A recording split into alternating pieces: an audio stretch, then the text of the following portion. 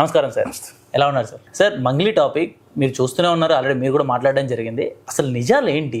నిజంగా మంగ్లీ తప్పు చేసిందా లేదా ఎన్నుకుంటే నడిపిస్తుందా? అసలు ఏంటి సార్, ఏం జరుగుతుంది ఇక్కడ? మనందరం మాట్లాడే బదులు తెలంగాణ గవర్నమెంట్ ఉంది. అవును, తెలంగాణలో తెలంగాణ ప్రజలు అన్యాయం అయ్యారు. తెలంగాణ తండాల్లో పాపం బంజారా బిడ్డలు చాలా, అంటే ఏదైతే మంగ్లీ గారు చుట్టాలంట, అంటే వాళ్ళ కులానికి చెందిన వాళ్ళనే మోసం జరిగింది, ఆ కమ్యూనిటీకి సంబంధించిన కమ్యూనిటీ జరిగింది.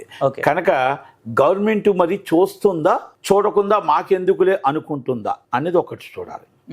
ఇన్ని రోజులైనా నో రెస్పాన్స్ ఇస్ గవర్నమెంట్. పోనీ గవర్నమెంట్ రెస్పాన్స్ లేదంటే ప్రతిపక్షం కూడా రెస్పాన్స్ లేదు. ప్రతిపక్షం కూడా మాకెందుకులే, కేటీఆర్ గారికి ఎక్కడ మంచి జరిగితే అక్కడ ఉంటానంటాడు. అంటే చిత్రపూర్ కాలనీలో ప్రాబ్లం జరిగింది, చిత్రపూర్ కాలనీలో అధికార పక్షం పట్టించుకోదు అనుకోండి, ప్రతిపక్షమైన చిత్రపూర్ కాలనీ కూడా పట్టించుకోడు. అలాగా ప్రతి దాంట్లో కూడా ఎక్కడైనా స్కామ్ జరిగితే ఆ స్కామ్లో గవర్నమెంట్ లైట్గా తీసుకుంటే ప్రజల పక్షాన పోరాడవలసింది ఎవరండి? ప్రజల పక్షాన పోరాడవలసింది ప్రతిపక్షం, అండ్ బీజేపీ అండ్ బీఆర్ఎస్. మరి ఎంతసేపు నా కాళేశ్వరమో నన్ను నమ్మింది, కోర్టు నమ్మింది, ప్రజలు గెలిచారు అంటే మీరు చేసిన స్కాముల కోసం చెప్పుకోవడమేనా? ప్రజలు జరుగుతున్న అన్యాయం కోసం మాట్లాడతారా? మంగ్లీ గారి మీద వచ్చిన అభియోగాలు పోలీసు వాళ్ళు ఎందుకు పట్టించుకోవట్లేదు? మంగ్లీ గారి మీద వచ్చిన అభియోగాలు మొత్తం ప్రజలు, తండా ప్రజలు కొన్ని కోట్ల రూపాయలు, 100 కోట్ల రూపాయలు వాళ్ళు డబ్బులు కట్టి కష్టపడిన సొమ్ము, రాత్రనక పగలనక తండాల్లో కష్టపడిన సొమ్ము ఖర్చు వాళ్ళు డబ్బు వసులుకుంటే మైక్రో ఫైనాన్స్ ద్వారా ఎక్కువ ఆస్తి వసూలు చేస్తే ఆ వసూలు చేసిన దానికి వెళ్తే ఎండలో నిలబెట్టిన సీఏ గారి మీద ఏం యాక్షన్ ఉంది? అక్యూజ్డ్ని వచ్చి A5 అక్యూజ్డ్ని వచ్చి స్వాగతం బదులు లోన కూర్చోబెట్టారు. పాపం నిజంగా కంప్లైంట్ ఇవ్వడానికి వచ్చిన ఆ గిరిజన బిడ్డలను తీసుకొచ్చి, బయట బంజారా బిడ్డలు తీసుకొచ్చి బయట నించోబెట్టారు. ఇది ఎక్కడ న్యాయము అని అడిగిన అడ్వకేట్ మీద బీత్ అనలైజర్ చేశారు. మొత్తం టోటల్గా మీడియా మీద దౌర్జన్యం చేశారు. మరి సీఏ రామకృష్ణ గారి మీద పోలీసులు ఏం యాక్షన్ తీసుకున్నారు, గవర్నమెంట్ ఏం యాక్షన్ తీసుకున్నారు? చట్టం అన్నీ తెలుసు అని చెప్తున్నాడు, చట్టం తెలుసు, న్యాయం తెలుసు, నాకు చట్టం ఏం చెప్తుందో తెలుసు, ఎలాగ రావాలో రెస్పెక్ట్ ఏంటో తెలుసు అనేటప్పుడు రెస్పెక్ట్ అనేది ఈజ్ అ ఫ్రెండ్లీ పోలీసింగ్ అనేది ఆయనకు తెలిసినంత ఎవరికి తెలియదు అన్నట్టు ఆయన స్పీచ్ ఇచ్చాడు కదా.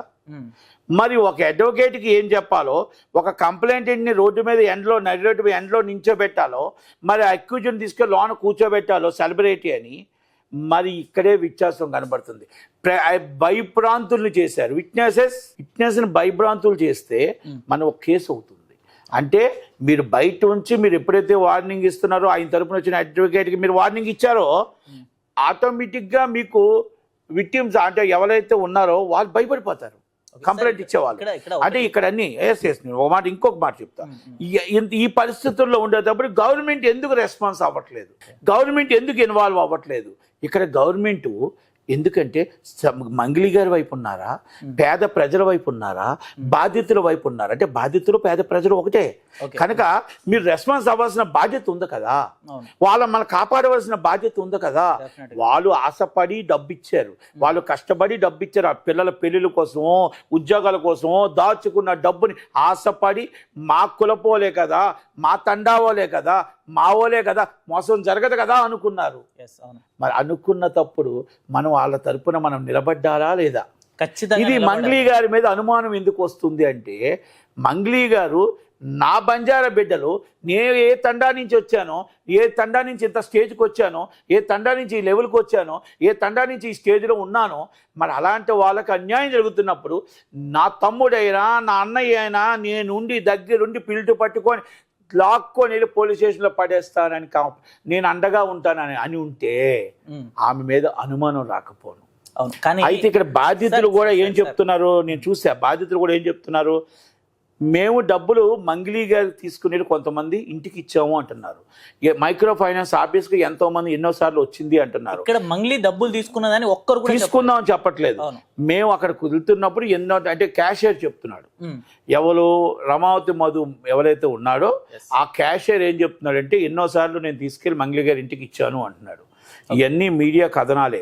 ఇన్వెస్టిగేషన్ ఆఫీసర్ ఇన్వెస్టిగేషన్ చేయాలి. నేను అదే అడుగుతున్నా. కథనాల మీద కథనాలు, పుంకాల మీద పుంకాలు మాట్లాడుతూ మీడియానే చెప్తుంది తప్ప పోలీసు వాళ్ళ దగ్గర ఎక్కడ ఇన్వెస్టిగేషన్ జరుగుతుంది, ఎక్కడ తప్పు జరిగింది అనేది పోలీసు వాళ్ళ దగ్గర ఒక్కటి నుంచి రియాక్షన్ లేదు.